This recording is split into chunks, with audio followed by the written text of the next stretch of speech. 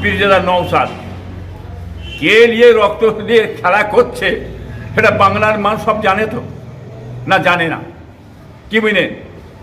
এক নম্বর, যদি রক্ত দিয়ে খেলা করতে হয় সেটা শওকত মোল্লাই করছে, সেটা বাংলার মানুষ জানে। অতএব এই আগরুম বাগরুম বলে আমার এই ভাইপো নওশাদকে বসানো যাবে না। তবে আপনাদের ঘুম ছিনিয়ে নিয়েছে, সমস্ত আপনাদের তৃণমূল পার্টির ঘুমটাকে ছিনিয়ে নিয়েছে এই আইএসএফ আমার ভাইপো।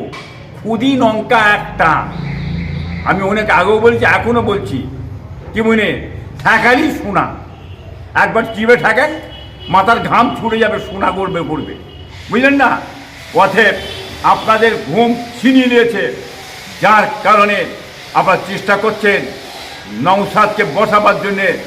কোনোদিন পারবে না বলে দিচ্ছি। তুমি কেন, তোমার মাথাওয়ালা স্বয়ং মমতা ব্যানার্জি আরএসএসের, হ্যাঁ মমতা ব্যানার্জি, সে নিজে পারবে না। অতএব আইএসএফের মধ্যে মানুষ ঘরের মধ্যে ঢুকতে, যে লোকটা আগে ঢুকেছিল আগামী ইলেকশনে প্রত্যেকটা গ্রামে তার তেগুল লোক আইএসএফে বেড়ে গেছে। চ্যালেঞ্জ করে বলছি আমি আপনাকে, ভোটটা করতে দেন, ঠিক মতন করতে দেন।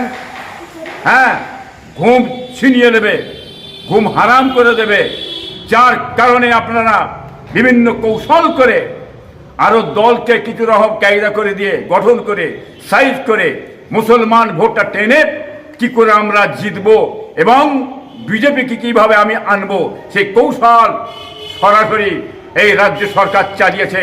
বাংলার মানুষ